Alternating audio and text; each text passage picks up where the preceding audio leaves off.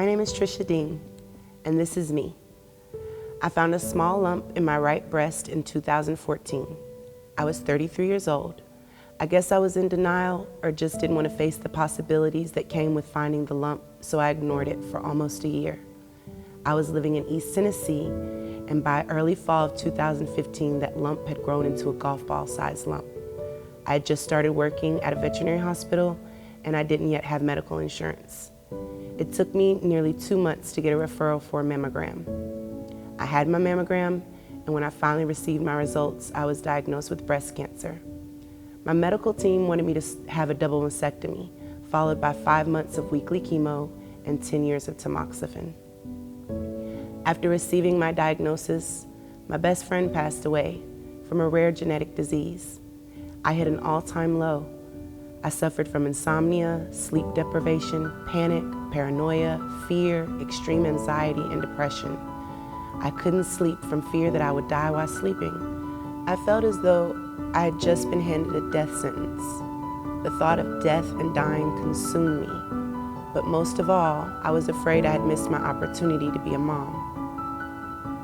I started chemo in 2016, 3 months after my original diagnosis. From there, it was one bad medical experience after the other. The chemotherapy treatments and the side effects only intensified the already low state of mind I was in. I was able to find distraction and happiness in spending time with my family.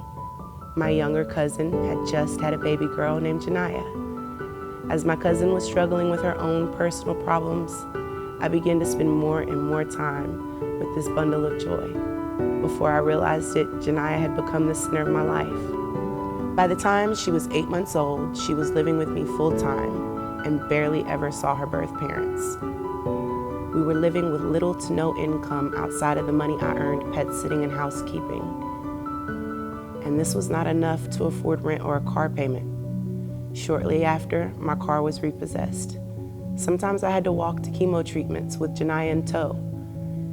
I can remember taking her with me in the carrier, where she would stay with the receptionist until I was finished with treatments. For 5 months, the nurses and the reception staff watched over her while I received infusions. I also remember strapping her into the car seat while hung over the toilet seat sick from chemo.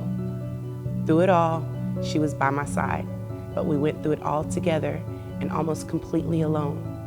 My mom and sister were 6 hours away in North Carolina, and they came when they could. When Janiyah was 2, her parents decided they wanted her back. I had no legal right to say no, so I had to let her go. Then a family member invited me to attend a church service. Pastor James Davis said 2 things that Sunday that resonated with me deeply. The first was Matthew 6:34. Do not worry about tomorrow, for tomorrow will worry about its own things.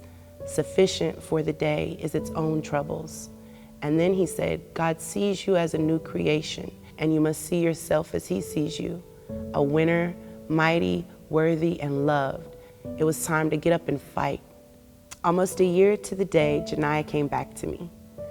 I immediately went into a custody battle while dealing with a second failed reconstruction, this time leaving me with only one breast and a second severe staph infection.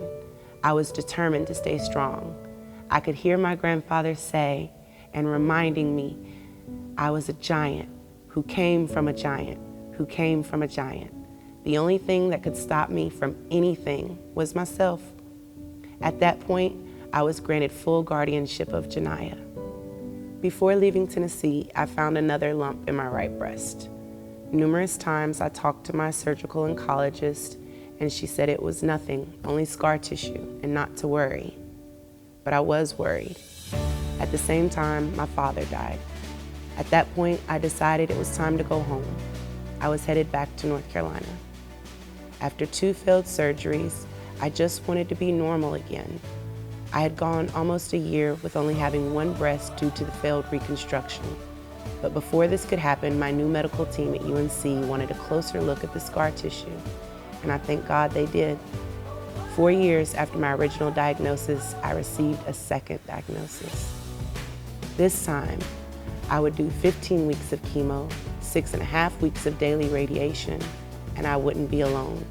I wouldn't be afraid. my way was already paved, and that's when Miss Stephanie and one of us showed up in our lives. She asked how they could help. She assured me that I wasn't alone and I wasn't going to be alone. One of us helped pay bills.